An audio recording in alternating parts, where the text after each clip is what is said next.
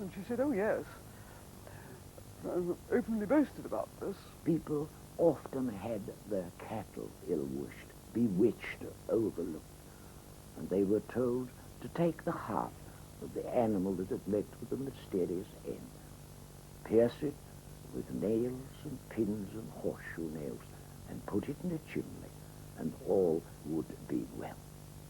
But even in rural witchcraft, all wasn't always well.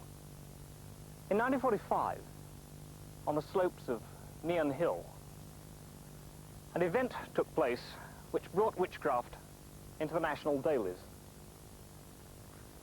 A particularly gruesome murder was committed, which soon became known as the witchcraft murder. A hedge cutter in his 70s, his name was Charles Walton, was murdered on the 14th of February, St. Valentine's Day.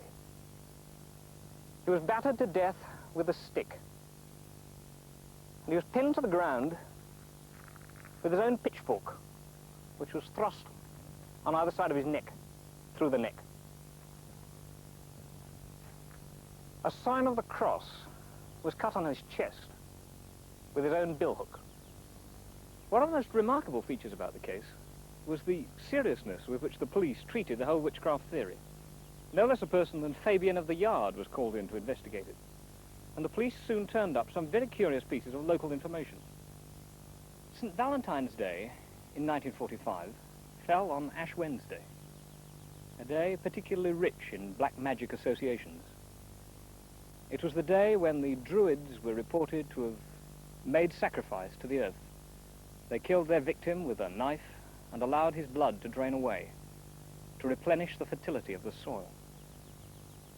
Charles Walton's case aroused the interest of Margaret Murray, the celebrated Egyptologist and archaeologist.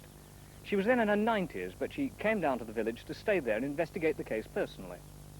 And she said that she was 95% certain that the killing was a witchcraft killing, that Walton had been murdered to replenish the earth. Well, why should this possibly be so? The theory that came out was that Walton himself was a witch, and he'd made barren the local land.